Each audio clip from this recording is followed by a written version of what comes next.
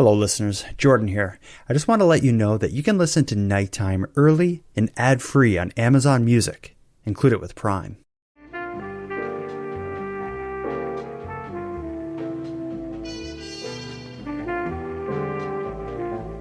You are listening to the Nighttime Podcast.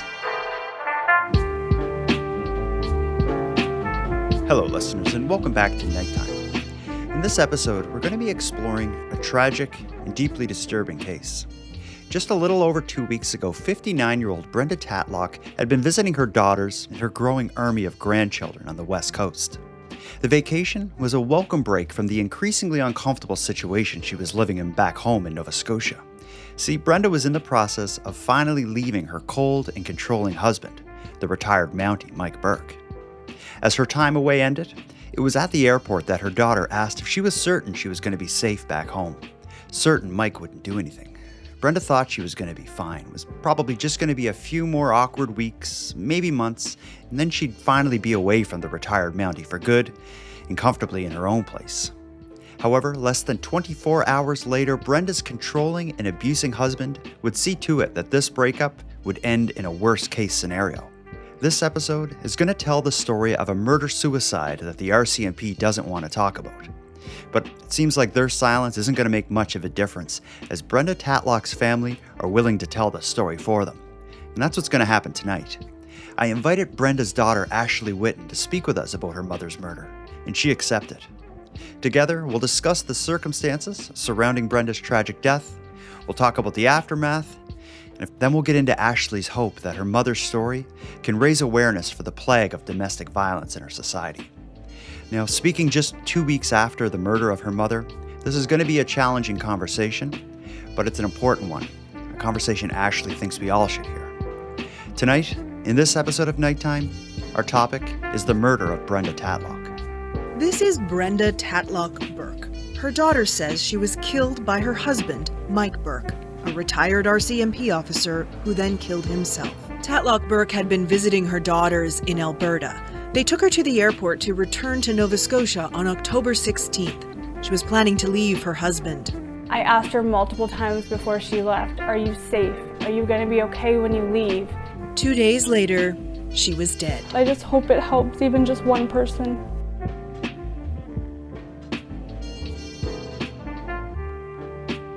So just to start, Ashley, I'd like to learn a bit about you. Tell me, like, where you are, what do you do, what's your life like? Introduce yourself. So I'm living in Fort McMurray, Alberta. I work for a company, Granger, and I have 3 boys and a husband, and it's basically my life. And as a father of 2, I get it. It's fills up the day for sure. And so you're on the West Coast. As we get into the story, your mom is living on the East Coast. Were you born in the West Coast? Like, what is your background, and do you have any connection to Nova Scotia? Yeah, so I was born in Fort McMurray, Alberta. Whenever I was 2, I moved to Nova Scotia when my mom and dad split up. I lived in Antigonish, and I lived in Antigonish until I was 8, and then I moved back out west with my dad. For 1 year for this grade 7 school year, I moved back to Nova Scotia to live with my mother and then and Mike, and then I moved back. Okay, so you've bounced back and forth a little bit. And what you just said there, just to confirm this, is your parents, your mom and dad, split up when you were young, and you, for the majority of your life, you were living with your dad, but you did have periods where you were living with your mom. Yep. Throughout that. Okay, now going to jump right into the serious stuff, because we're speaking now just a little over 2 weeks after what I can only imagine has been the worst day of your life. Tell me a bit about the last 2 weeks. Like, what has this been like? What have you been going through, and how are you doing? I'm making it through. It has been a pretty crazy 2 weeks. I've read a couple times in the news articles that we did, it would say like 2 weeks later, and it's actually crazy that it's been 2 weeks, because while during the day it seems like that the hours are like days long, it still seems like it just happened an hour ago. So it's really crazy how it's all the time is going for me. Mhm. And do you felt like have you been finding that talking about this and putting your mom's story out is it therapeutic at all? Like like is it hard to talk about this close to the event happening? So it is hard to talk about, but I do think that it needs to be talked about. And I know day one when it happened, I would have family members send a message every 20 minutes saying something. And I found I cried every single time. So I felt like I was crying nonstop. As soon as I stopped, I would continue again. And then when my sister, my husband, and myself got on the plane the next day to go to Nova Scotia. While I was on the plane, I actually bought internet on there and I made a post that like kind of like said the gist of um my mom being like passing. And my thought process with it was I was tired of crying every 10 seconds, that maybe if I just put it out there, everybody will see it, everybody can flood their condolences. I could get the cry over and then Hmm. hopefully be able to move past. So honestly, in the past, I'm like, wow, people post things really quick on Facebook. Why? But it actually, for a healing side of it, it's actually helpful to have everybody just come at you at once and then be able to absorb it that way. Okay, yeah, that actually make I could never relate to it, Mhm. fortunately, at this point in my life, but I do I can understand that. Now, let's go back and talk about the good times. I want to learn more about your mom. Tell me about just in the like the basic stuff. Tell me about what she was like as a mom, what your relationship is with your mother. Just take me back through it. So growing up with my mom, with like living with my dad, my mom being away, it was in a period that we didn't have like FaceTime and all Mhm. those things. So I know we wrote letters back and forth. My mom would come up and visit. Um, but I think for the most part, growing up, I grew up with my dad. So I know me and my mom were like close. Whenever I started having like children and FaceTime came around, she came up a lot more. We got a lot closer. Then I actually, she like crafts and stuff. Then I started quilting. And then when she started quilting, so then I actually bought like a Facebook portal for my table.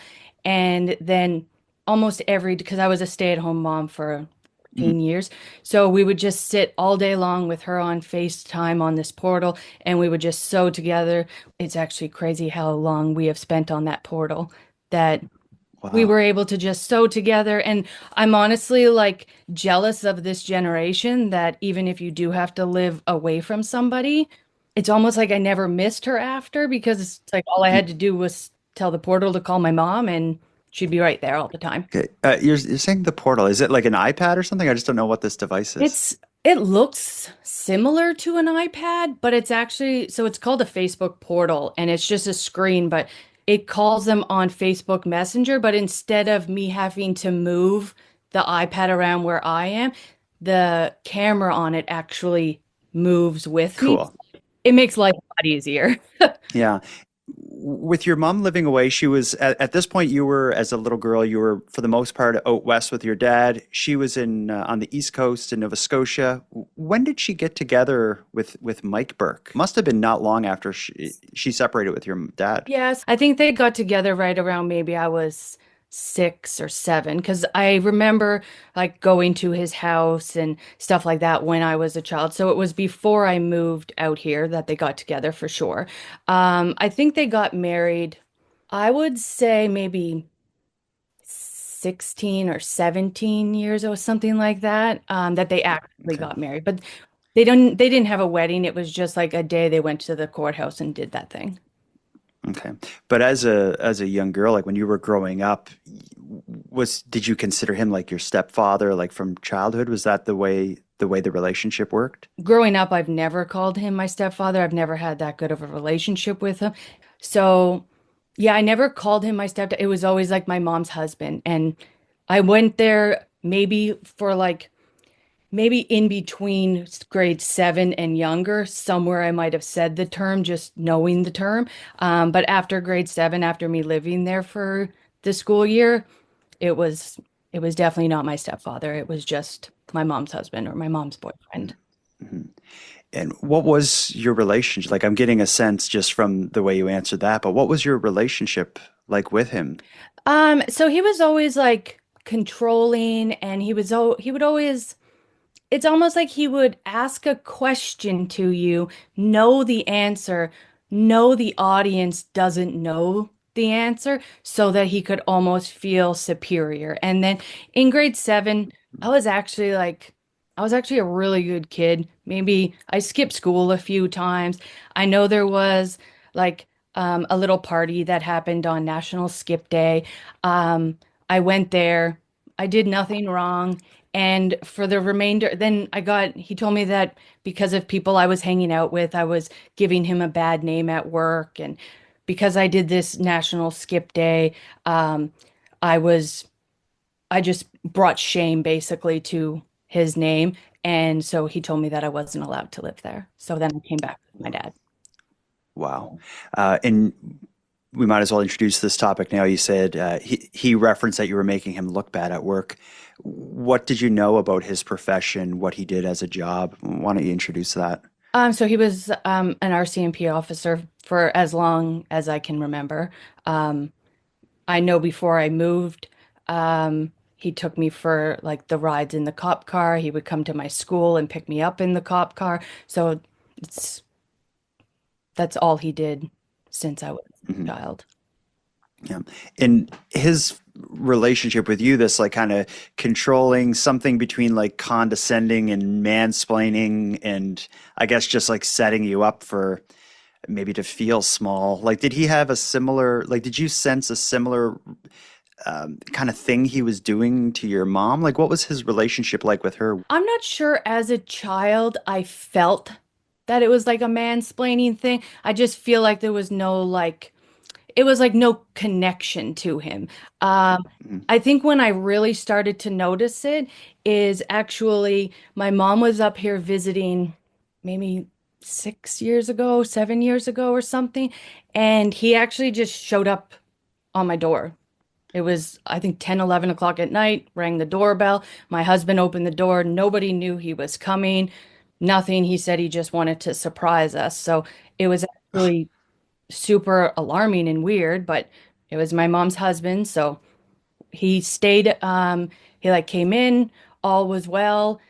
He had like his quirks about him. Like I only live in a trailer and my room is basically right outside of my kitchen, but I'd wake up at 3 o'clock in the morning and he would just be at the kitchen table and just sitting there. It was really, it was a whole weird thing. But then I noticed when he went and took my children for a walk. And when my children came back, it was like when they were explaining it, it was like they even noticed he always was asking them like questions. So it was like, oh, I remember him asking me so many questions. And then he would explain, like, oh, yeah, I was asking them this, this, and the other thing. And it's like, it triggered memories that it was like, he's doing the same thing to my children that he did to me. So I actually told my mom, even like in that visit, I was like, if you come up again, you don't have to ask him to come. She's like, I didn't ask him to come. I was like, and then she has asked me like, "Oh, I can take the children like in the summer, they can come down, spend time with us." And on I had to like be straight and tell her, "I will never allow my children to go to Nova Scotia without me." I was like, "I don't want him around them. I don't like how he treats them." And I don't think he was mean to them at all. I just I don't like you trying to feed your own ego by always being inquisitive to my children, like how he was doing it. Nothing you had told me up until this point would imply anything like related to like that there was anything connected to like abuse or anything more than just maybe like some uncomfortable moments with a guy that's just not great to be around.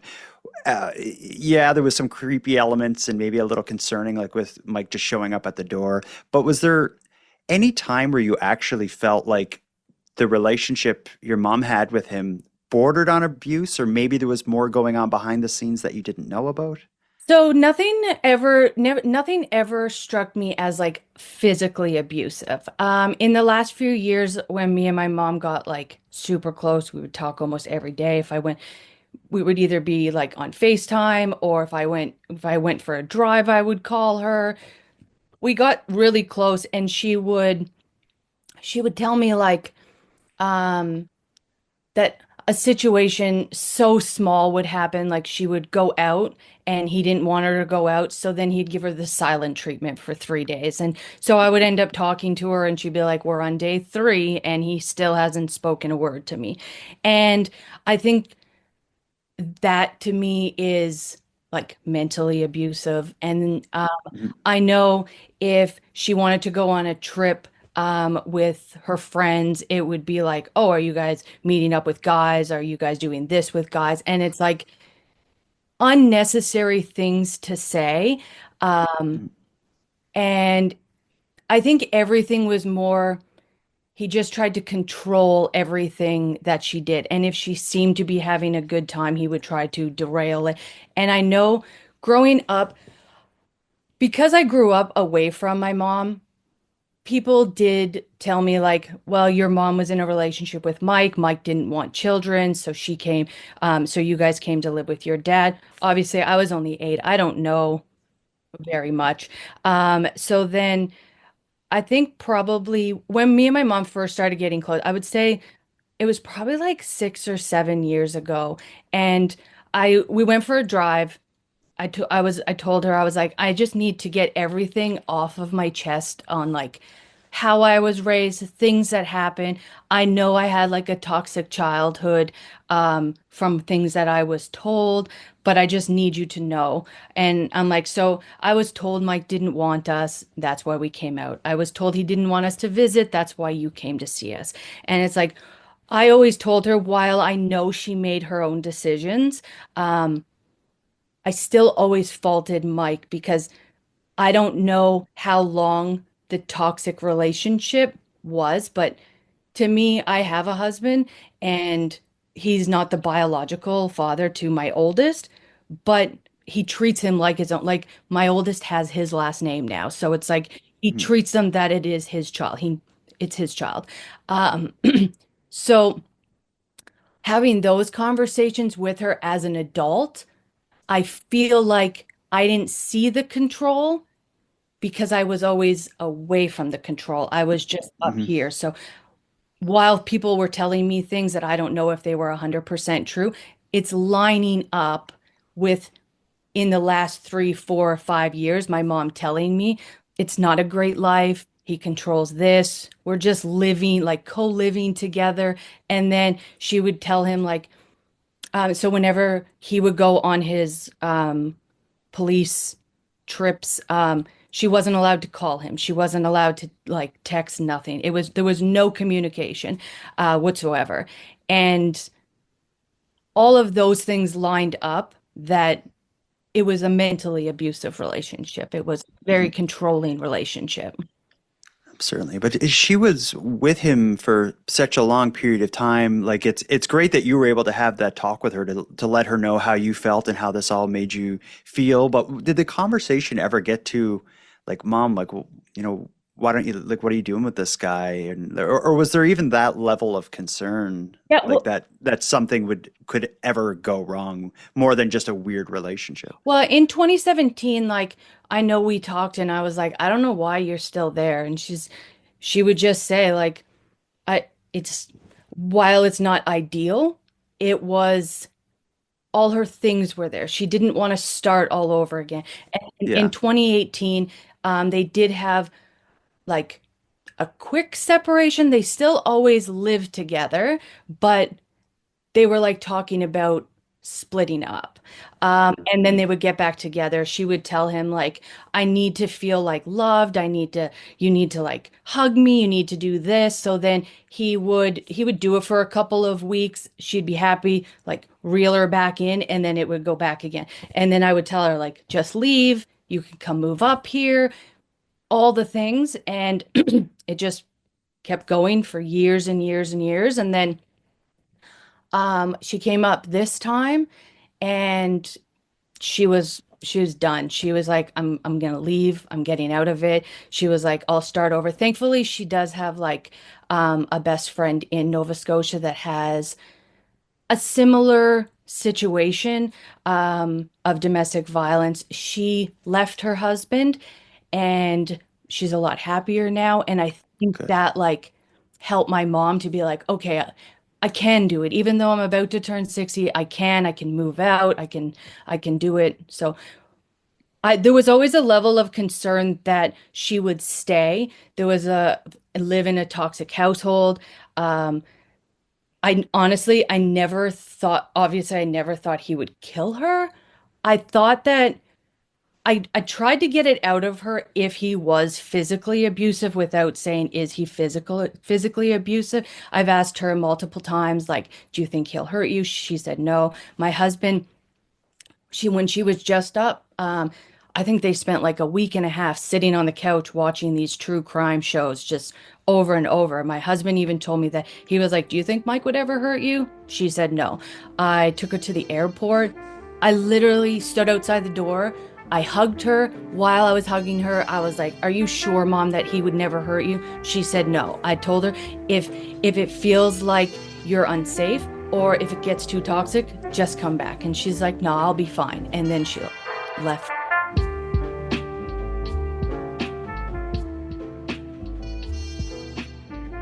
So let's talk a bit more about this trip. So as you just mentioned there, your mom, without Mike, went out west to spend time with yourself, the rest of the family, all the grandchildren. Mike is back home. It's during this vacation, as I understand it, that your mom reveals to you, I believe, and maybe some others, that she was planning to leave Mike. Was this like a secret, or what was the sense of what was happening? It definitely wasn't a secret. I've known for quite some time. My sister has probably known for quite some time. Her closest friends, Mike has known for quite some time that they were just co-living. It wasn't like gonna work. It's probably been like a couple months now that they were like, we are gonna split. Let's see if we can just live in the house together because it was easier, it made me easier to keep all stuff together.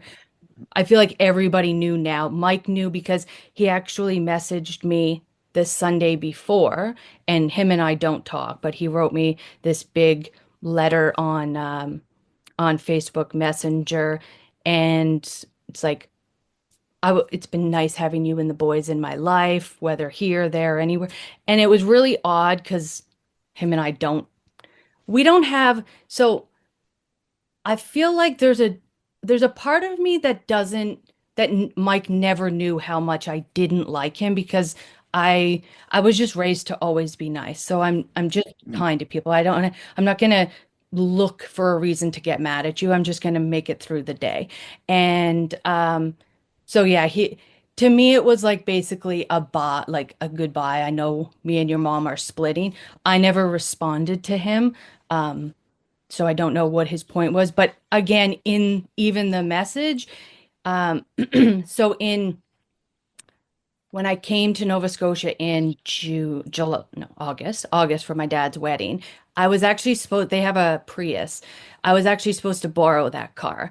Um, but then my mom, because we sew together, there's like an embroidery program. My mom and I wanted to just go halves on it, then we would both use it. So I was talking to her on FaceTime and Mike was in the background and I was like, "Hey mom, you want to go in on it? Da da da da da." And Mike was like, "You guys don't need that." And then I said to my mom jokingly, "Mom, you don't need that negativity in your life." So then we just carried on. Mike was like, "Well, do you think you'll make money off of it?" And I'm like, "I have no idea." And he was like, "Well, it's coming from your mom's money." And I was like, "I don't really care whose half is coming from." Like I was joking. But then I found out that his was kind of on this more serious side of it. So then my mom later told me, hey, Mike said you're not allowed to borrow the Prius anymore. And I was like, what? Why? And she was like, he said you were being disrespectful. I was like, Mom, I was like, well, that's weird. I was like, I don't know if I've ever disrespected somebody, but what was it that I actually did? And she was like, I don't know. It was something with the embroidery program. And I was like, cool. She's like, but it's okay. I talked to your uncle. He's going to loan you the vehicle, yada, yada, yada. So then we just moved on from that. And then whenever I came there, I didn't have any conversation about it with him because if she left my side, I was on the phone with my husband. So then that whenever messaged me the Sunday before he murdered her, he was like, sorry that you were just innocent collateral damage to mine and your mother's Prius and RAV dispute, yada, yada, yada. And it's like, I've literally been your innocent collateral damage my whole life. So it's like, Mm. it was, when he said it, it was like a control, whatever he was trying to do. I just don't react to people. So I was just like, Yeah. but even so, on the 10th of October was their wedding anniversary. He made up this makeshift, I'm going to call it suicide note, but really it was, I'm changing things in my will. And even in there, it was like, there was things that it was like, oh, our relationship was superb. It's like, what grown 60-year-old writes our relationship was superb? And then it's like, sorry about our RAV and Prius debacle that it got to where it is. And it's like, your relationship arguments and discussions and like not speaking for days was so much bigger than a Prius and RAV dispute that Mhm. even so his brother committed suicide 2022, I do believe.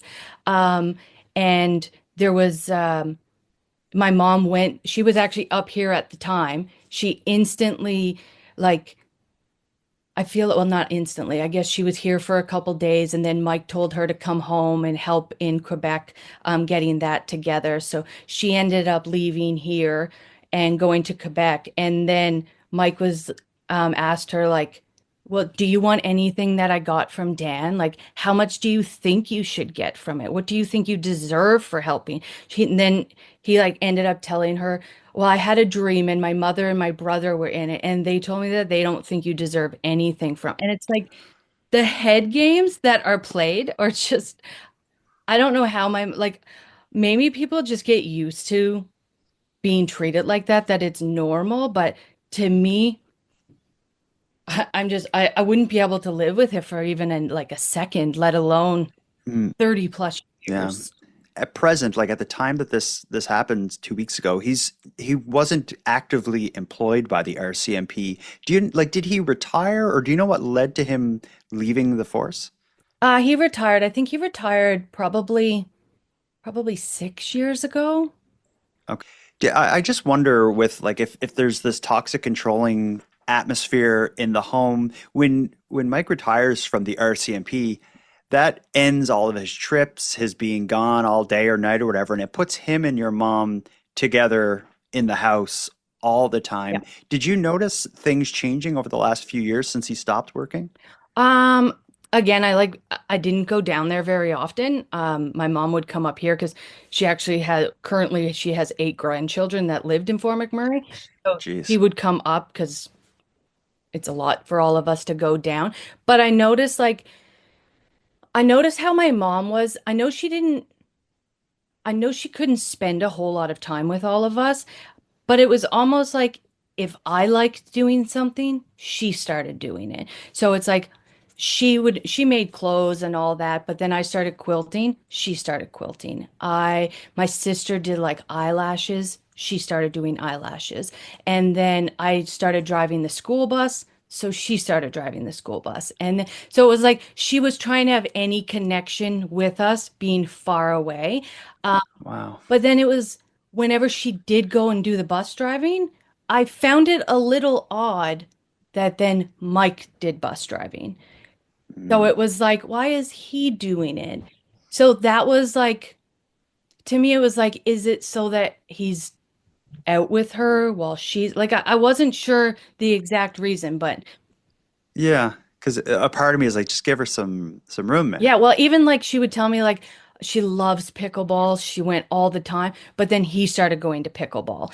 And then at one point, he this summer he was like, it was either because they love playing darts as well. So it was either their darts or their pickleball. He was like, she was like, I would rather if you, I think it was pickleball. So she was like, I would rather if you didn't come to pickleball anymore. Like, I'm just gonna do it on my own because she knew and he knew that they were about to split up because she was out here. And he was like, he actually texted her and said, well, some of them are my friends too. So why don't we reach out to them and see who they want to play? We'll let it go that way. And it's like, why would that's such an odd behavior. And Yeah. just before um just before their anniversary, he had texted her while he was here and he was like, I have a memory chip and it has all my passwords on it. I took it out of the house. I opened up my eyeglass case where I kept it. I lost it. I have to change all of our passwords to everything we have. And I told my mom, I was like, do not react. He's looking for a reaction from you. Just move past it. If he changes every password, like you just have to remember today's date that no money gets moved from today's date if that's what he's doing. And then she didn't give a reaction. And then probably 3 or 4 hours later, he wrote back, oh, I found it. We're all good. It's like, it's Wow. so, and I feel like It, he's done these little things to her all the time. the other surprising part is this is what you see, so you can only imagine the stuff that is just brooding behind the surface for the last 30 something years. Now, I want to tell you, you briefly described this moment at the airport recently with your mom, which I think is the last time you saw her. So earlier this month, she was out west visiting you all. It was you that drove your mom to the airport to fly back to Nova Scotia. Tell me a bit about this, because she's flying back to this ongoing separation of this horrible toxic relationship as you've just described. What happened at the airport? What was this like? So actually, she was supposed to leave on the 15th, I believe. It was Tuesday. She was supposed to leave, and we were walking out the door, and she got a notification that her flight that was canceled, and her new flight was bringing her to Vancouver and then would take her to Nova Scotia. But I think there was like a 17-hour wait over in Vancouver. So I drove her to the airport that day anyway. She went in, got her flight changed. But on the way to the airport, she's like, Ashley, my heart is racing. She was like, I have so much anxiety. And I was like, it's fine. You'll be good. You just go home, do what you have to do. And then while she was here, she was listening to stuff like podcasts on like narcissists so that she could maybe get a better take on how she should react or not react to certain behaviors that he would have. So and she was having a lot of anxiety, got her to the airport. She changed her flight, but it made it so her flight left the next day. So looking back now, it's like, I'm so happy I got that extra day with her. Um, Hmm. but then whenever we were going to the airport that day, the next day, her anxiety was still there. She wasn't excited about going home to him, but I know that she was excited that she would be able to like get her own place, do as her friend did, and then just live happily. Yeah. So she was going into something big Yeah. one way or another. And I'm sure Mike was aware of the breakup of your mom's friend. And I can only imagine he saw a bit of a threat in that. Actually, one other part of that is you did have a conversation at the airport about your fears of him becoming violent. That's when this happens, right? That she stays with you for that extra day at the airport is when you then have that talk of like, do you think he could do anything? And at the end of this moment where you're talking with her, did you feel like relief, like, yeah, like it wouldn't go there? Or was there any part of you that's like, this could go bad? I asked the question, I gave like while I was hugging her, she said she was good. I I feel like I'm a person that I just need to say it. So it's like I said it, I asked the question, she said no. So I feel like I truly didn't think that something would happen, but it could happen. So I needed Mhm. to say it to acknowledge it. So I didn't have like blinders up. But When Yeah. she when she like when we let go, she walked into the airport. I was just waiting for her to get home so we could go back on FaceTime. After the airport and she leaves, you have this, you call yeah, it was a phone It was a call. FaceTime call, yeah. It was a FaceTime call. And what was your read on her mood during this FaceTime call? Did it seem normal? Yeah, it seemed normal. She was just laying in bed. She said she was tired. I actually have like cameras in my living room and kitchen. So I actually have like weeks of video of my Mm, mom just like hanging out. I have hers and my sister's last conversation that they had. So I like recorded that, sent it to my sister so she could have it. The only thing about mine is, so since I was a little kid, every time I got off the phone with my mom, I would say one and she would say two, and then we hung up. So I actually have it like a one tattooed. She has, or I oh, have a one, she has a two. So on the last conversation, she was so tired and we were talking and I told her like, hey, whenever you're laying in bed, sorry, it's okay. um, I was like, I was going the next day to get a tattoo. So I told her, I was like, while you're laying in bed, if you want to Google some pictures of some filler for my arm, maybe I could get it tattooed on my arm tomorrow. And she was like, okay, yeah, I'll look and send it. And I was like, okay, well, I'll talk to you tomorrow then. Love you. And I said one, but I know in the call she was like two. So on my video, I actually can't hear it. So now I have to see if I can get somebody to like remove all other sounds to see if I can hear. Yeah. Sorry. Would this be the last time you talked to her? Yeah. You dropped her off at the airport. This would be the next morning. It was the evening of the 17th because she was going to bed. And yeah, so yeah, because then the next morning she actually did send me pictures of tattoos and she sent them to me at 4:49 my time. So it was 7:49 her time. And so she sent me some pictures. I must have like I know I woke up and the first thing I always do is look at my phone, but I probably looked at it, closed it, never messaged her back, got my kids ready for school, went to my tattoo appointment, and I actually didn't look back on the messages until after because then whenever I found out I was like she messaged me this morning because now in my head I have to find out how long my mom was either scared or in pain for, because just for healing purposes.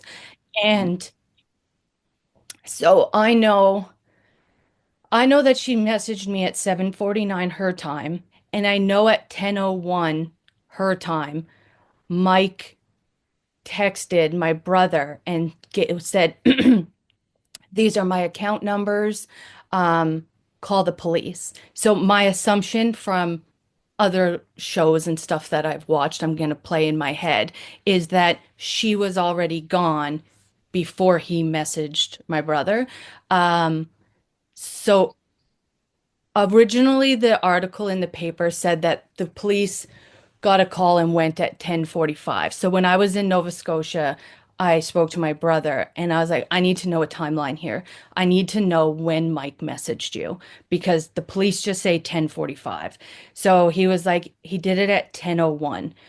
So I believe then there's only 2 hours and 12 minutes that my mother could have been scared or in pain. So it was like the timeline was important to me for that purpose.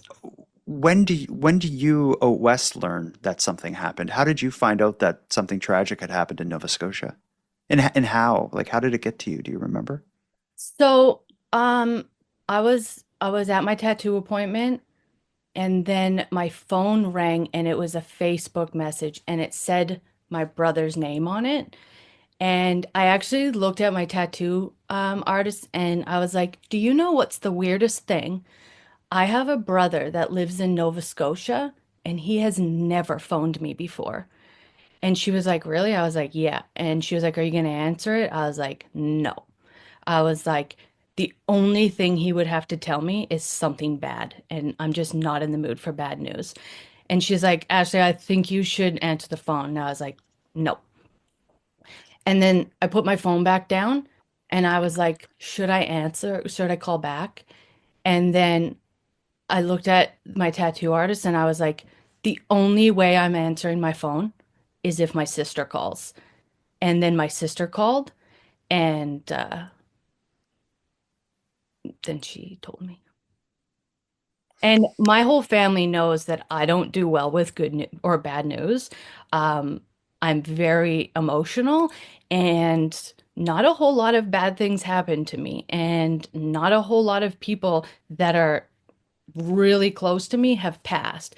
So my sister knows if anything were to happen, don't tell me over the phone. Like I need to know in person. So my sister, she was like, Ashley, what are you doing? And I was like, why, what's up? And she's like, are you sitting down? I said, yeah, what's up? And she was like, I just talked to our brother, and she was talking really slow. And I remember like raising my voice and told her to talk faster. And then she said, she was like, I know you told me never to do this over the phone. There's nothing I can do because she lives in Cochrane. So then that's how I got to find out. While you're sitting in the chair at a tattoo parlor. Yeah, luckily I actually went to school to high school with the person that was tattooing me. Luckily she has like a parlor in her basement, so I was alone. So she just stopped. She asked me if I wanted my arm cleaned. I just said I need to go home. So she actually drove my vehicle home because my husband was sleeping because he had to work nights that night.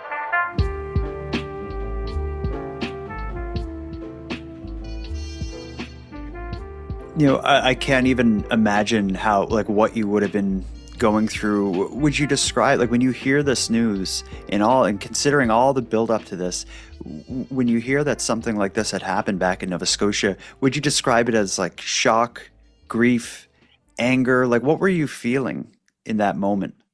It's almost like I was hoping that it was like a joke of some sort. Like maybe they have it wrong. Maybe like like it just couldn't be actually happening. Um, yeah, I don't even know. It, it was basically like a blur of like, this has got to be a joke. Mhm. And you described as well, like earlier in our talk here, is that a part of your healing? It seems like you want to know what happened. You wanted a timeline. When did Mike send these texts? Like to put this together. Do you at this point now? Did you get the information you're looking for? Like, did anyone tell you what actually happened in the home? Yeah, so whenever we got, so my sister flew up to Fort McMurray, because originally I didn't want to go to Nova Scotia. I don't like traveling. I didn't want to leave my children. I Mhm. just didn't want to deal with any of it. I just kind of wanted to like block everybody out and just be alone. Um, I called my dad or I might have texted him, but I was like, am I gonna regret not going there? And he just straight said, yeah, like go. He actually said come because that's where he lives. Um, so whenever we landed, we we went straight to my mom's house, and I went into the room that it happened, and the house was cleared. It just hadn't been cleaned yet. Um, so I seen where it happened. Um, so then I tried to make myself feel better in the moment because I was like, okay, well, I know how much my mother loved me. So I'm gonna go with she felt it, but at least she got to think of me for the last second. And so after we talked to the medical examiner, he actually said that my mother died instantly and it was a single gunshot. So it helped out that while I don't wish anybody to see a loved one's blood anywhere for any, but it's like for me, it's, I'm happy that she didn't feel anything. Like I'm happy that it was instant.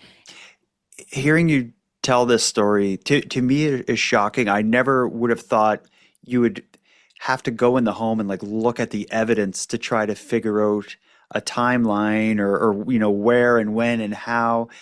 Like I would have assumed that you were given like here's exactly what we know, but it doesn't seem like that's the case. It sounds like what you were given was the keys to the house. Did you know, like, of course he was RCMP, so he would have had access to guns and stuff during his career. But now, as a retired member, were you aware of firearms being in the house? So, I know, I know that there was when I lived there in grade 7, I know that he had a gun under the bed. I don't remember what it was, but I do remember a gun being there. Um, Whenever this all happened, my brother had told me that um, the police took any firearm that was not locked up whenever they were doing their investigation, which was 2 rifles. One was an antique one that was on the wall, another was a rifle, and his police issued one. Then the next day when I came back to the house, then my brother said the police came that day to get a gun that was in the gun case that wasn't registered. Um, but then I know when I got to the house the first day and went into the basement, there was actually 3 rifles laying on the floor. They were in bags, and those were all registered. So really, there was for sure 7 guns Wow. in the house. And you believe he still had his police issued like handgun or something there, I guess. Yeah, that's what I was told, that the police took that night. I want to get into a bit of the news coverage of this event and in everything that's happened since your mother's murder and Mike's death. Initially, the news that was shared simply described it as 2 people who were known to each other being found deceased. But there was no mention early on of murder suicide. The guy who did the killing was a cop for years. But slowly that has changed in terms of the coverage. And it seems to be your sister and yourself that are on the front lines of getting the story out there about what had happened. Maybe just to start, tell me a bit about your feelings on how your mother's story was initially told, and give me an idea of, and tell me why it's so important to you that people learn about, the background of what she's been dealing with. So we'll start with, how the story had been told up until now. So I'm a person that I have a lot of questions, and so I need like factual answers. So while I did know that I was told by people that my mother had been murdered, I needed like some confirmation from the news to tell me that yes, she's been Hmm. murdered. So um, when an article first came on, while I knew deep down they were talking about my mother and Mike, it's the fact that I'm 4,000 kilometers away, or 1,000 kilometers away, whatever.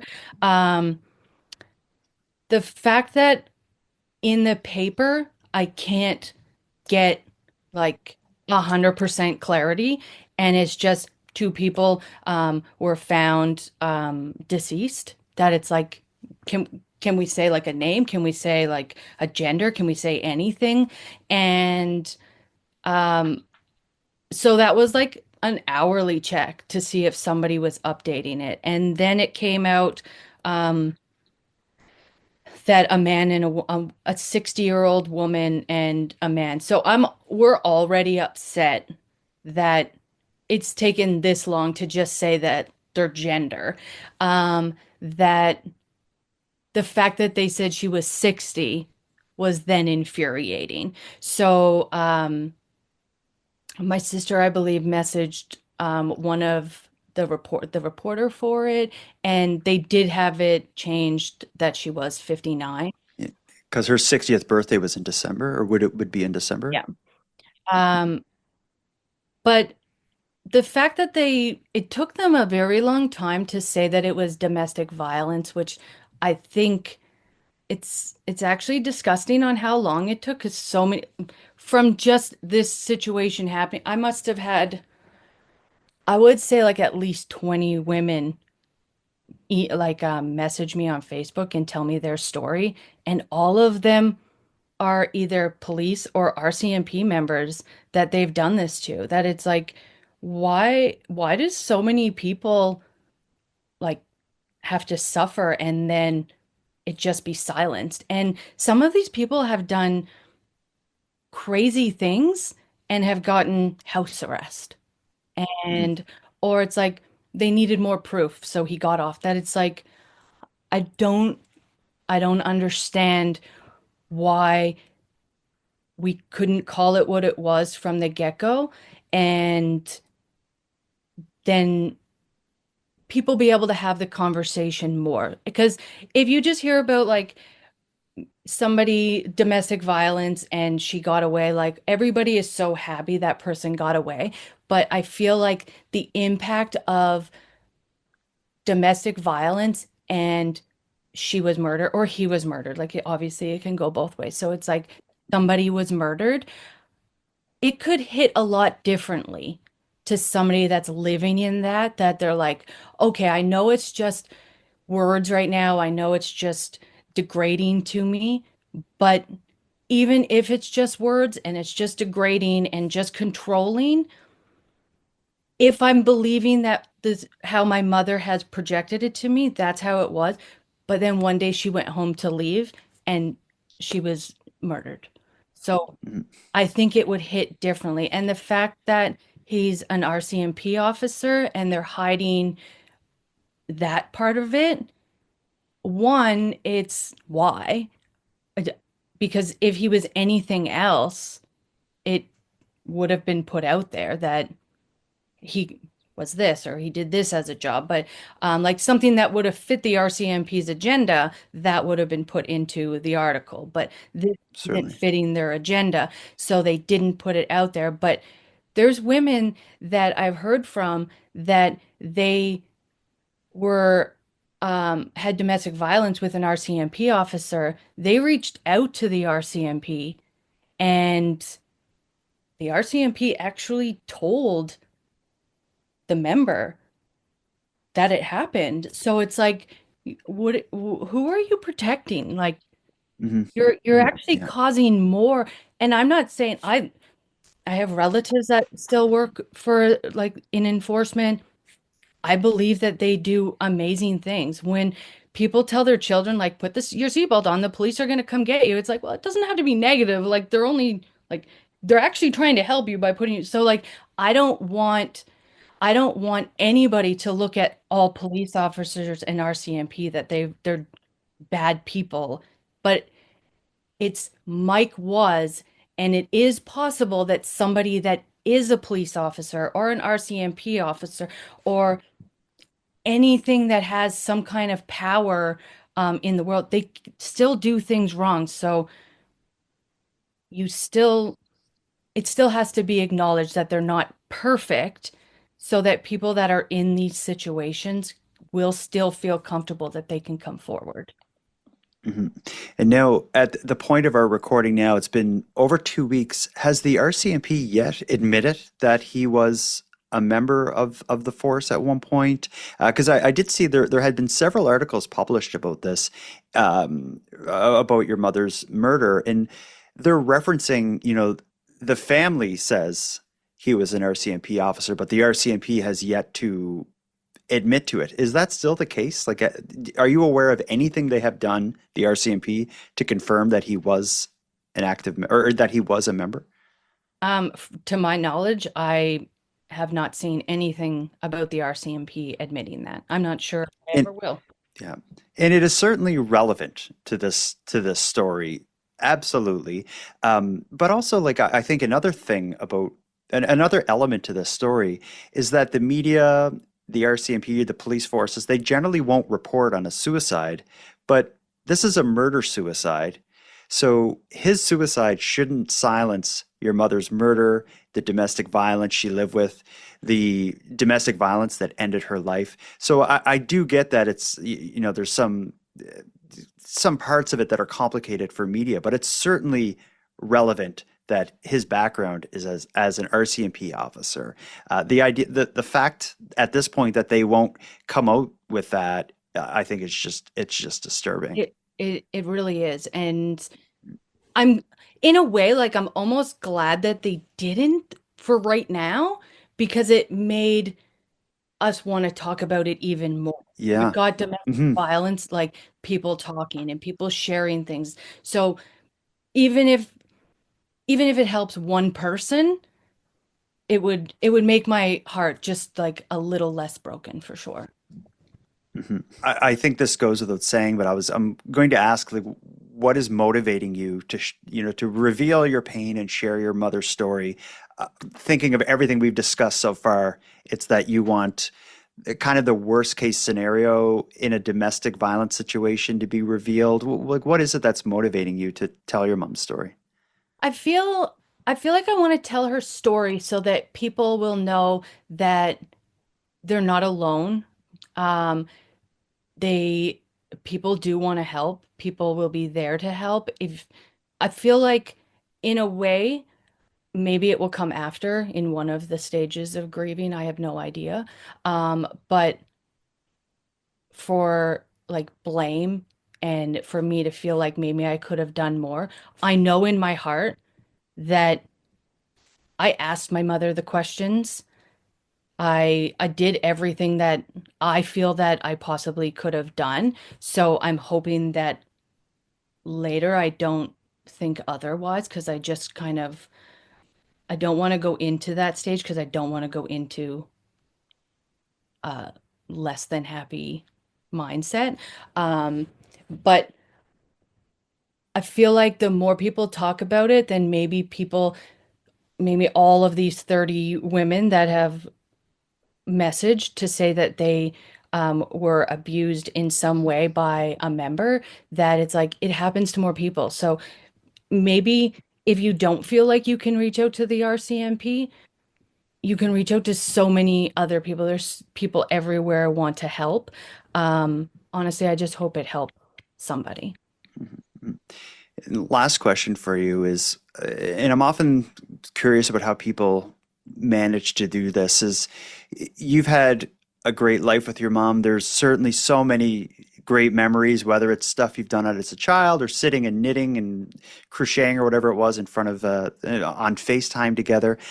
How do you, and maybe you can't answer this so soon, but how do you remember and celebrate those times without being overwhelmed and having it overshadowed by the tragedy that ended her life? Like, are you even thinking about that at this point? I'm not 100%. My mom loved Halloween, and I just seen that I sat on my couch for Halloween and didn't answer the door. So right now, I'm not in the mood to enjoy the things that she did. Um, I know I have my sewing machine on my kitchen table. That's where it always stays, so we could sew.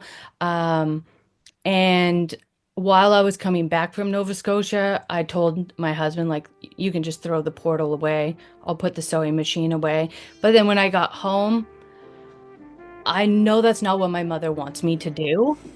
So I'm not going to sew right now. I don't know when I can. But I know I eventually want to, because I know that's what she wants me to do.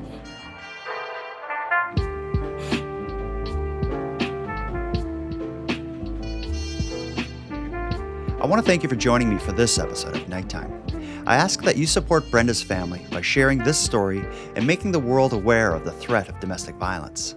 And not just the blatant physical violence, but also the controlling, manipulative, and toxic type. Brenda's story shows us a potential horrible outcome of those cases. Now, if you're interested in hearing more about this case, we've discussed Mike Burke on the prior 2 episodes of Nighttime's Canadian Crime Weekly series. If you're interested, you can catch up on those episodes on the premium feed or catch the video version free on YouTube. Now, with all that said, I'm going to start wrapping up this episode, but before we part, I'm going to give some thanks. First of all, a huge thank you to Ashley Whitten for courageously sharing her mother's story with us. A big thanks to Monty, Datta, who contributes the music for this episode, and LJ from the Dystopian Simulation podcast, who provides the intro and outro voiceovers for Nighttime.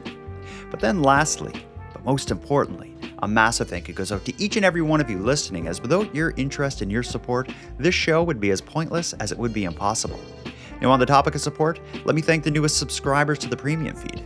Madeline, Rosemary, and Trish, we appreciate you.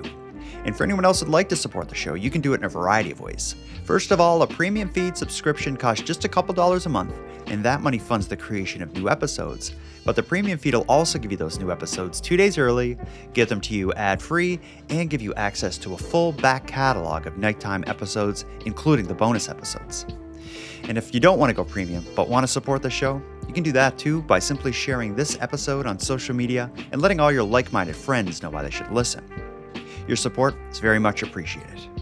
And if anyone out there has any story ideas, wants to give feedback on this show, or would like to submit a question or comment to be responded to in an upcoming episode, you can do all that and more at nighttimepodcast.com/contact. I look forward to hearing from you. Now until next time, take care of each other, hug your loved ones tight, and let me know if you see anything weird. The Nighttime Podcast is written, hosted, and produced by Jordan Bonaparte.